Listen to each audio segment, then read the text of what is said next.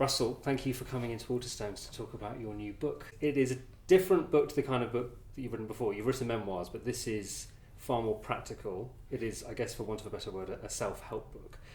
I wondered first, what was the spur for writing a book like this? I've been clean from drugs and alcohol for 14 years. As my addiction mutated from chemical dependency and alcohol dependency into other forms of addiction, primarily behavioural addiction, around issues around food and sex, it came to my necessary attention that the 12 steps that I had learned in conjunction to treat my alcohol and drug addiction could be applied to anything, and in fact are successfully applied throughout the world. So I've sort of tried it myself, and like when I'm working the 12 steps, I can manoeuvre myself from one state to another state quite successfully and pragmatically, and it's a kind of a sort of a spiritual program that has identifiable, accessible and repeatable methods in it. It's not just like, write a message down, cross your fingers, try your best. It's like, oh my God. And I think that if something can be successful with someone as unusual and erratic and occasionally chronic as I am, that it will work for anyone. So I thought, I want to try and do it. Plus I'm interested in change. I've always been interested in change. You've mentioned the 12 steps there, which a lot of people will be familiar with. They would have heard of Alcoholics Anonymous. But you say in the book that it's that sort of new age, airy-fairy sort of aspect of spirituality that you would quite like to counter against. And do you think that's one of the barriers for people using a process like this? Yes, I think that it is one of the barriers. I think we see it in most social spheres how we have excluded ideas like compassion and love. In fact, I imagine it might be to do with the hegemonic patriarchy, that traits that are perceived as feminine are necessarily excluded from the realm of power. But I think that if you can you can't be complete and whole without access to that kind of stuff. But if it starts, it sounds too, what do I want to say, either effete or insubstantial or non-mechanical, people are often repulsed by it. So 12 steps is a sort of a methodology that's derived from pretty sort of ancient resources compiled famously by sort of the founders of the Alcoholics Anonymous fellowship, and those 12 steps are incredibly powerful. They work for me. It's one of the things that's really important, I suppose, is honesty. And in the book, you're very, very honest about No, I think you are. Well, you talk very frankly about your addictions and your behaviour and your failures. Yes. Was it in any way difficult to actually commit those to paper, to sit down and write this book? Was it hard to confront them again, or was it easy because you'd already done that through the process of... It wasn't easy in the sense that because it was evocative, it made me feel things. But because I understand that this method is in part about transparency, honesty, and the physical iteration of what you have done, I sort of accept it. So it wasn't hard, it was cathartic, and it was part of the program. There were bits where I was, to demonstrate the program, I had to do the program, and I was sort of amazed, like, oh my God, this actually works. It's kind of like practical alchemy. It just works if you do it. You sort of tried to make out at one point that you're saying that the biographical details of your own life aren't really important to the process.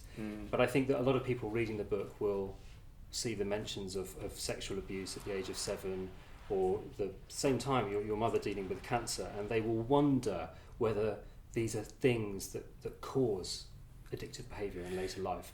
Does it feel that way to you, or no? Because I know people that haven't had those experiences that are addicts. I know people that have had much, much worse experiences are addicts. I know people that have had experiences that are like, there's such a variety of experience that you realise that whilst childhood trauma is evidently going to have a psychological impact, it's not the sole cause of addiction. And I sort of, in a way, I don't think it really matters anyway, because there is a solution, So I know people that have experienced abuse and become addicts, or people that haven't experienced abuse, and like all possible varieties are within it. But the thing that I think is important is that applied correctly, this method will change your attitude to your own wound and your own pain. What I've discovered is most people are behaving addictively because the urge itself, there's nothing wrong with it. The urge is trying to help you. It's saying, right, we're in pain, we better do something to deal with this pain. For example, when I was a heroin addict, I was in a lot of pain. I successfully happened upon a technique that made it manageable. Then it became unmanageable because of all the sort of consequences of opiate addiction, it's criminal and all of that sort of stuff. But like, it was only when addressing the impetus to take drugs that I was able to not take drugs. And this is what the 12-step program helps you to do. We're all looking for something. We're all looking for a connection. We're all looking for purpose and meaning. And you won't find them if you are beleaguered by erroneous psychological messages. There's a distinct will on your part, I think, throughout the book to do good and to do good things with the sort of, I guess, with the success that you've had and the power that you have as a public figure.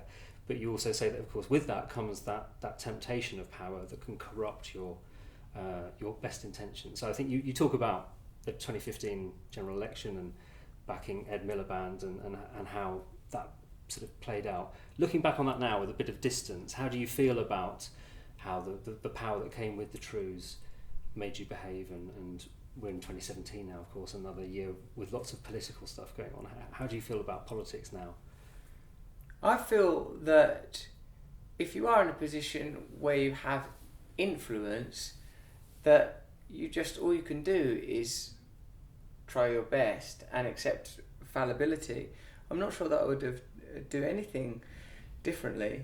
Like, it's not to say that those circumstances are never going to present themselves again anyway. They already, look at how much the world has changed since then. It was a point, at this point in history, the idea of 2 or 3 or however many it were, vaguely centrist, broadly indistinguishable politicians competing for leadership of parliamentary democracy already seems somewhat sort of absurd. Look at what's happening now.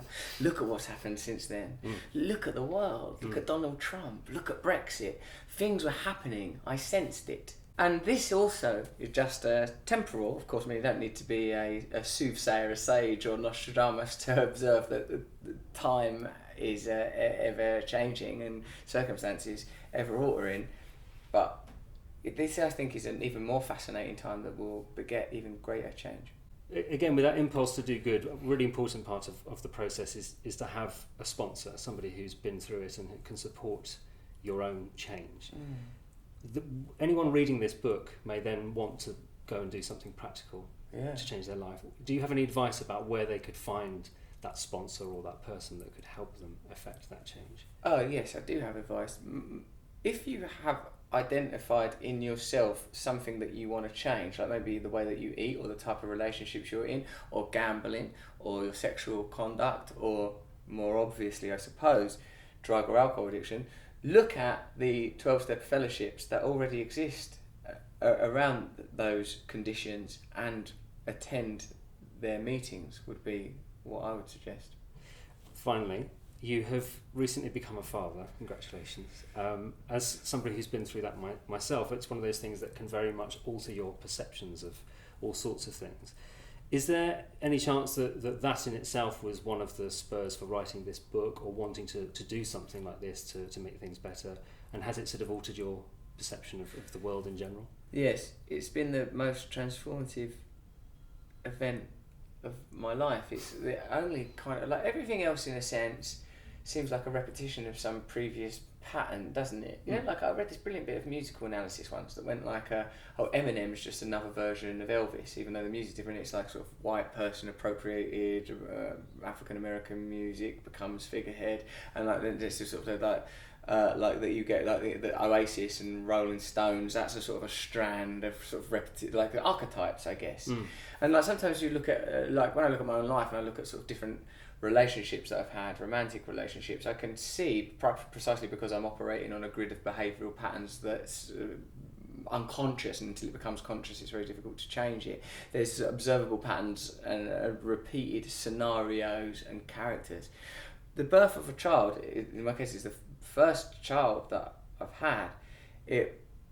I felt something biochemical occur in the room because I was very, very present with what was happening. And I'm sure anyone that's as a parent, well, I know they do because I talk to them all the time, they'll experience that feeling of like, oh my God, like something happens, you get jagged with something plugs into your guts like a jump lead and goes, like that. I felt it, like sort of, and I've not come down from it. I heard someone say about trepidation once, that they drill a hole in your skull, and they said, like someone said, oh no, it's been a real relief. Like since it's happened, I feel much better. I thought, well, it was a risky strategy. They said, I felt high, and I've never come down from it. And I feel that a bit with my daughter. I still carry on and do normal stuff all the time, and sometimes I play a computer game while she's in the house. Like, she's in the house over there, and I'm like, if you ask me, what's the most important thing in life? Most important thing? It's my daughter. I love her. I do anything for that child. She's the epicenter of my universe. What are you doing right now? I'm playing Assassin's Creed for 5 hours, right? So, but like all times, like this time, it's never not with me. The presence of that, and I think that's probably. I mean, people say there are no universals. Well, say people. Foucault says there's no universals, but I think there is, and I think it's love. I think that's a very good place to leave it. Fantastic. I wish you the best with Fatherhood and Assassin's Creed. Thank you. I've got to just manage these pirates. It's a very tricky bunch of guys to look after.